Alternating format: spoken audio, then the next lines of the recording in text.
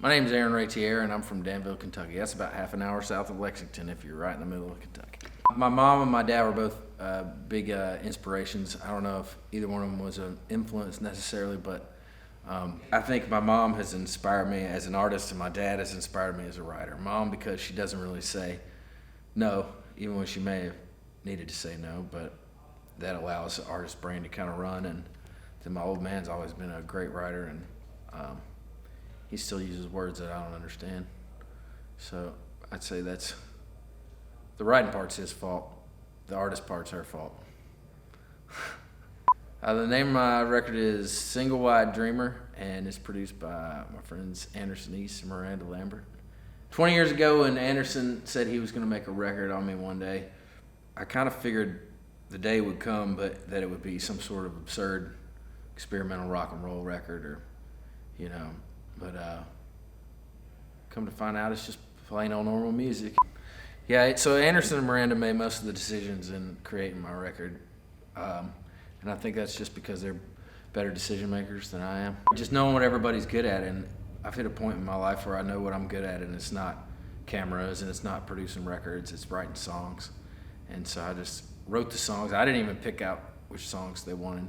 I've written a lot of songs, and a lot of them are better than these, and they'll never get to see the light of day.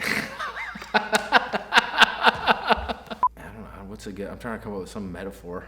Why do some songs last and some songs don't? I have no idea. I think it has a lot to do with the mojo and the juju, and there's a lot of just weird spiritual stuff going on with songs. And I've written a lot of good songs that will never see the light of day, and a lot of terrible ones that have seen a lot of light. And I don't know what's different about these, but it got the approval of the producers, so those stood out enough to get recorded, and hopefully they'll last. I don't know, I think it's important to get out of the way when people are better than you at something for the sake of whatever art you're working on. About some of the guests on the record, most of them are my friends or co-writers more than anything, and I think every guest that I have on my record is a co-writer. So I would like Bob Weir, for example. He's a pretty famous name that you don't cross paths with every day, but I was working on one of his projects, and it just so happened that he was in the neighborhood, and we had a microphone, and we were ready to go, and he kind of did a drive-by solo.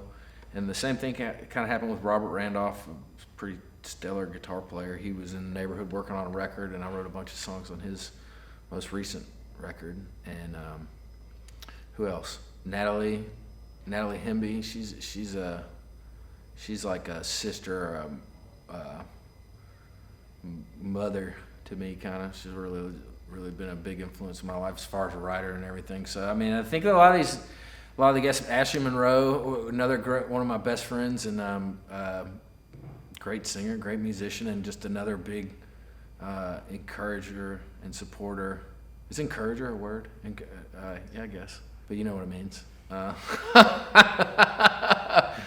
All these people are just like really lights in my life, and have really helped me through all these years just get through a bunch of stuff other than music. And I think they were just happy to come by and put a little bit of their light in my record. Foy Vance is a friend of mine that I met through Anderson, and the two of them are really great friends. Have done a lot of touring together, and that was more of a connection. Anderson called me and said, "Hey man, Foy's singing on your record." And I was like, "Well, I got to get down there and say hello." So a lot of stuff happened like that, where it's like just spur of the moment. Never would have thought it would, but pretty absurd, like Foy coming in from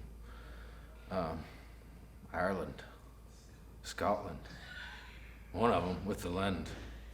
With that accent, I can't tell. Between my accent and his accent, it just turns into a big mess.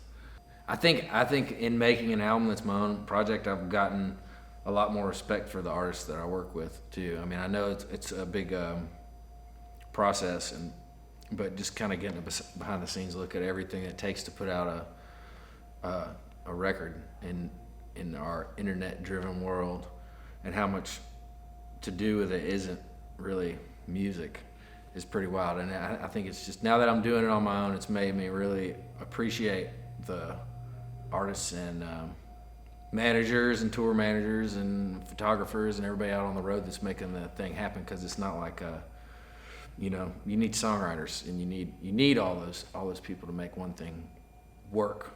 And in my experience, it's just good to get a taste of it. I mean, I don't think you really appreciate a $5 bill until you work for $5 an hour kind of thing. So it's just good to be on the other side.